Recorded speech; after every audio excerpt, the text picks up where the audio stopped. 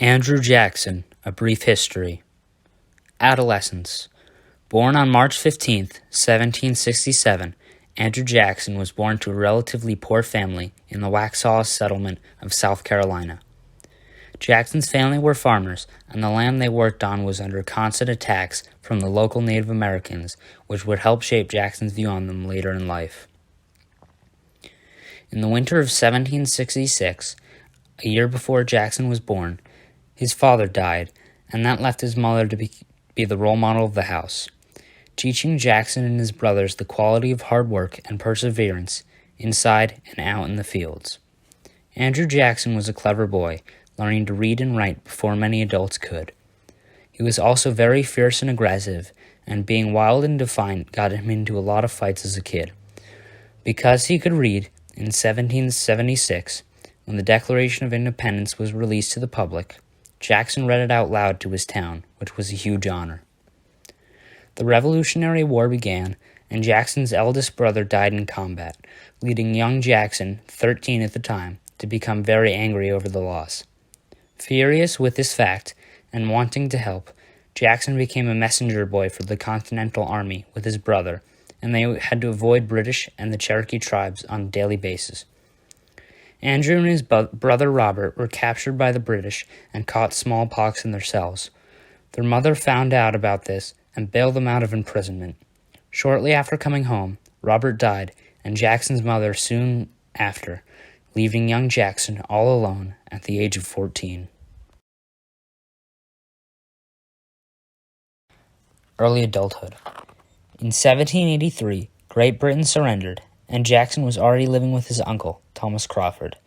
With a short temper and being quick to action, Jackson was known for getting into fights and causing trouble. Jackson's parents came from Scotland, and when his grandfather died there, Jackson came into some inheritance money. After traveling to Charleston to collect the money, Jackson decided to stay there to avoid his uncle.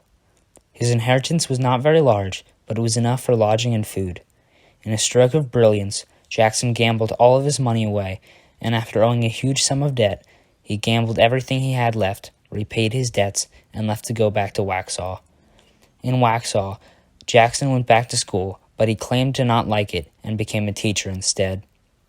After quitting school altogether, Jackson, then 17, moved to Salisbury, North Carolina, to become a lawyer. Under Spruce McKay, he did so at the age of only 20. Jackson was known for his rough temper, gambling, drinking, and playing practical jokes while he was there, and he soon left for Nashville, later the capital of Tennessee, because there were too many lawyers in Salisbury. In Nashville, Jackson settled many disputes, and he brought law and order to the city. Jackson hated the Native Americans there because he thought that they were savages, and wanted to protect Nashville from them. After becoming well known in Nashville, the governor made Jackson the district attorney because he was such a tough lawyer. While staying at the house in Nashville, Andrew Jackson met Rachel Donaldson, whom he fell in love with, and she reciprocated those feelings. In 1794, they were officially married after exchanging wedding vows 3 years earlier due to marriage annul reasons with Rachel's previous husband. Jackson would go on to adopt a few kids with her, and he stayed devoted to Rachel for the rest of his life. After amassing enough money, Jackson and Rachel bought a cotton plantation called the Hermitage. On that plantation, Jackson worked slaves and owned nearly 150 of them before his death. Some of his slaves reported that he was kind, but also cruel sometimes. Jackson would keep their spirits up and keep them in good condition because that way he could work them even harder. In 1796, Tennessee officially became a state, and Jackson was invited to help write the state constitution, and he took up a seat in the House of Representatives in Congress. It was a 40-day journey by horse to Philadelphia, which was the nation's capital at the time, and Jackson missed Rachel so much that he resigned a few months later. After just a year, Jackson was convinced to run for the Senate, and he won, but yet again, after only a year, he resigned again to be with Rachel. This became a constant pattern in his life, having a very serious job, but often missing his wife greatly because of it. So instead, Jackson became the state judge, and he was very tough and fierce in office. Military career. In 1802, Andrew Jackson ran for Major General of the Tennessee State Militia, and he won against John Sevier after a tiebreaker from the governor. These two became enemies, and Jackson challenged him to a duel, which ended peacefully. Soon after, a man named Charles Dickinson insulted Rachel, so Jackson challenged him to a duel, which ended in Jackson being shot in the chest, where the bullet would remain for the rest of his life, and Dickinson dead. On June 18th, the War of 1812 broke out, and Jackson and his men were ordered to march to Natchez, Mississippi, only to turn back after nothing happened. During this trip, Jackson picked up the name Old Hickory. In 1813, Jackson had a battle with Chief Red Eagle, chief of the Creek Native Americans, and they called him Sharp Knife. At the Battle of Horseshoe Bend, Jackson won a lot of land for America, and after the battle, he adopted a Creek boy named Lincoln because he was orphaned. Lincoln was treated well, but sadly he died at the early age of 17. Andrew Jackson was promoted to Major General of the U.S. Army, and at the Battle of New Orleans, Jackson decimated the British forces, with only 8 Americans dead and 2,000 British soldiers either killed or missing. In 1815, the war ended, and Jackson was awarded the Congressional Medal of Honor, and people called him the greatest general since George Washington. The next few years were peaceful, but in 1817, James Monroe needed Jackson in Florida, where Jackson invaded the peninsula. Florida was later obtained for $5 million, and Jackson was appointed military governor in 1821, but he soon left to go back to Rachel. Presidential elections. Andrew Jackson tried to retire at the age of 54, thinking he had led a good life and wanted to finally settle down. However, he did not like what was happening in Washington. He said no at first, but eventually he was convinced to run for president in 1824 against John Quincy Adams and Henry Clay. Adams was the opposite of Jackson, rich and well off, and Jackson despised Adams. Andrew Jackson won the majority of the votes, but he lost because Clay and Adams combined their votes to win. In 1828, Jackson decided to run again, and this time the newspapers were on his side. Jackson defeated Adams in a landslide, but the celebration was cut short for Jackson when Rachel died of a heart attack on December 22nd, 1828. She was buried at the Hermitage, but Jackson blamed himself for her death. Just after founding the Democratic political party, at the age of 61, Andrew Jackson became the 7th President of the United States on the 4th of March in 1829. He was the first Democrat to hold the position. There was an incredible party at the White House, with open doors to everyone. Native American policy. The United States was a growing nation, and one of the only ways to expand was westward. On May 28, 1830, Jackson signed the Indian Removal Act, and thousands of Creeks, Seminoles, and Cherokee Indians were kicked off their land and forced westward to what later became the state of Oklahoma. Over the next few years, roughly 17,000 Native Americans were forced to move 1,200 miles away from their homeland, and thousands would perish on what became known as the Trail of Tears. This is often considered to be one of the worst moments in American history, and it was one of the things that Jackson would be remembered for. In 1831, the Supreme Court declared that the Indians had a right to their land, but it was too late for most. The Sac and Fox tribes of Illinois fought for 2 years, and they too were forced to move in 1832 when their chief, Black Hawk, was captured. Again in 1836, thousands of Creeks were forced to move westward, but the Seminoles of Florida resisted under their young chief, Osceola. After 10 years of fighting and resistance, some were removed, but many others found refuge in the swamps. Many of their descendants are still alive today in Florida. Despite all of these tragedies, Jackson was proud of what he had done, and that was partially due to his upbringing and how the way of his view on the world was shaped.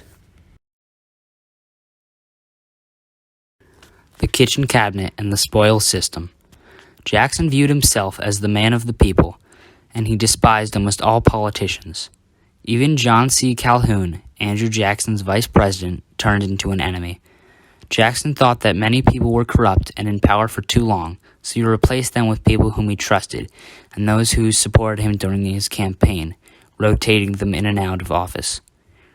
This became known as the spoil system, and it was no better than before and actually just as corrupt. Jobs were granted as favors and paybacks, only this time it was not the wealthy and elite people who were getting them. Jackson often relied on his personal friends rather than his actual cabinet of advisors, and his friends were referred to as the kitchen cabinet, which made Jackson slightly more unpopular. Nullification crisis and veto power. In 1828, Congress put a new set of tariffs on various imports from European nations in an effort to increase the manufacturing power of the United States, which benefited the North and its factories. The South needed these imports for their economy, and that was harmful to the South because they had less of a choice and prices were on the rise. On top of this, European nations were not buying the raw materials that the South sold because of the tariffs against them, making it hard to sell anything like cotton or tobacco. The South called this the Tariff of Abominations. The South did not want this, and they feared that it was an attempt to end slavery everywhere in the country and to make the federal government more powerful. With these new tariffs, the South proclaimed their right to nullify or reject the new laws because they thought that they were unconstitutional. Andrew Jackson refused to let the South do this, and he put his foot down. Furious, South Carolina threatened to secede from the Union if the tariffs were not lowered. Jackson's vice president, John C. Calhoun, supported his home state, South Carolina, and got into a fierce argument with Jackson. Calhoun promptly resigned, and Jackson declared that the federal union must not fall apart. In 1832, Andrew Jackson lowered the tariffs, but the South still proclaimed their right to nullify them. In response, Jackson started negotiating a compromise with the South, which was suggested by Henry Clay, Jackson's old rival. Finally, the tariff was lowered to an agreeable amount, and Jackson got the right to use the army to force states to obey national laws through the power of the force bill. The compromise was smart for Jackson, and the South hoped that he would veto any unfair laws from then on. The nullification crisis was by far the greatest challenge of Jackson's presidency, and possibly his life. The Union was looking like it might split in two, and Jackson was able to negotiate with everyone, without violence, to a satisfactory compromise and peace, for around 30 years anyway. Jackson had the power to veto any bill, and he would veto any that he disagreed with. Vetoing is tough for Congress to overturn, and Jackson vetoed more bills than the previous 6 presidents combined. Battle with the banks. Andrew Jackson ran for his second term in 1832, and he won in a landslide against Senator Clay, further establishing the Democratic Party. Continuing with the spoil system, Jackson nominated his friend, Martin Van Buren, to be the new U.S. Minister to England, and when the Senate did not approve, Jackson made Buren his new vice president instead. Later that same year, Henry Clay pushed a bill through Congress to renew the National Bank's charter a whole 4 years early, hoping to sway Jackson to either sign or veto and lose supporters from the wealthy. The bill was approved and given to Jackson to make the final decision. Andrew Jackson vetoed the bill, winning more votes and support from poor farmers.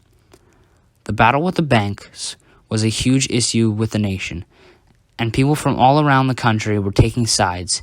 Even Congress voted to censor Jackson or officially disagree with him on the issue, similar to a vote of no confidence. Even more so after the attempted early recharter, Jackson distrusted everyone in the National Bank. Jackson voiced his complaints, but the Supreme Court ruled the bank to be constitutional. However, Jackson still thought that the bank was up to no good, and he called it an unconstitutional monopoly. From there, Jackson took drastic action. In 1833, using his executive power, Andrew Jackson ordered that all of the money in the National Bank was to be taken out and put into smaller state banks. This action single-handedly destroyed the bank, and when the issue came up again in 1836, it was not rechartered again. Then in 1835, a man named Richard Lawrence, an out-of-work painter, walked up to Andrew Jackson outside of the Capitol building. Lawrence took out 2 pistols and fired. Both shots missed. Taking the advantage of the situation, Jackson used his experience from his earlier life and beat the man silly with his cane until the guards came. Again in 1835, Jackson felt that the economy was in danger, so yet again he accomplished a great feat. Jackson used his executive power to pay off literally all of the debt of the U.S., making it the only time in history that the United States was debt-free, and this was possibly Jackson's greatest accomplishment of his life. Despite increases in trade with Spain, Great Britain, Russia, and Turkey, the country was on the verge of a depression 2 years later. Over the next 7 years, many people lost their jobs, homes, and savings. Yet again, Jackson blamed the banking system. By 1837, all of the northern states had ended slavery, agreed it was wrong, and were calling for a change. This was called the abolitionist movement. The South disagreed, needing slavery for their economy, and sadly, Jackson never saw the evil in slavery. Retirement and legacy. In 1837, Jackson left office, and his vice president, Martin Van Buren, replaced him. At 70 years old, Andrew Jackson finally retired to the Hermitage. He remained in touch with the people in Washington, and many people asked for his political advice. He supported President Buren, and Jackson continued to speak out against the corruption of the banks and the wealthy for forgetting about the poor and only tending to themselves and their own interests. The bullet in his chest from his duel against Charles Dickinson caused him great pain, and he developed tuberculosis. On June 8, 1845, Andrew Jackson passed away at the Hermitage, surrounded by friends and family. At the age of 78, he was buried next to Rachel in the Hermitage. Unlike some future presidents, Jackson was a man of his time, not behind and not ahead. He was a man of the people, and he may have done some terrible things, but he also did many good things for the country. He represented the best and worst qualities of his time, but his story is almost inspirational. Andrew Jackson was brave and confident, fighting for what he believed in, and even though he had little education and was orphaned, he rose to the presidency. Despite this, Andrew Jackson had many prejudices. He thought that white people were naturally better than everyone else, and he had very little respect for the Native Americans, but he did adopt one of them. Andrew Jackson owned more than 150 slaves, but yet he still treated some with kindness. Andrew Jackson may not have been a very good person, but he did a lot for America as the president. In 1928, his portrait was put on the $20 bill, and many people see and recognize his face every day.